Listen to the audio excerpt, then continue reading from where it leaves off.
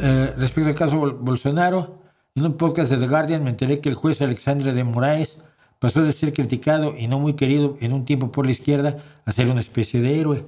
Eso habla de su imparcialidad. Vuelvo a decir yo, lo dije el otro día, hice un pequeño corto. No queremos jueces de derecha, pero tampoco queremos jueces de izquierda. Queremos jueces honestos, queremos jueces que se atengan a las leyes que todos los ciudadanos nos hemos dado a través de nuestras cámaras legislativas. Toda persona tiene sesgos ideológicos, tiene preferencias ideológicas, tiene creencias y posturas, ideales, principios que pueden estar contrapuestos al de junto. Pero si todos nos atenemos a las leyes y las respetamos, encontramos la forma de resolver nuestras diferencias democrática y pacíficamente. Si seguimos retorciendo las leyes y abusando del sistema judicial, estamos rompiendo la confianza de todos los ciudadanos en la ley.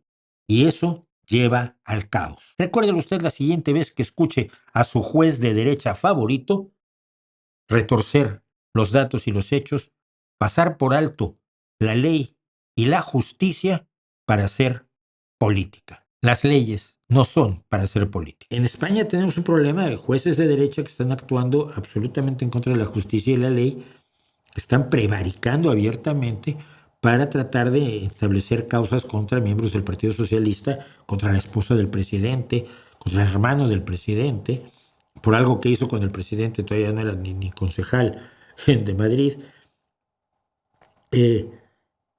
que están buscando amplificar cosas que no tienen ningún sentido, mientras el Partido Popular tiene 39 causas en su contra, algunas de las cuales están dejando que mueran porque no se programa el juicio.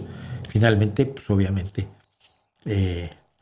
llegarán a pasar el término de, ¿cómo se llama? No me acuerdo cómo se llama cuando vence pues un delito determinado.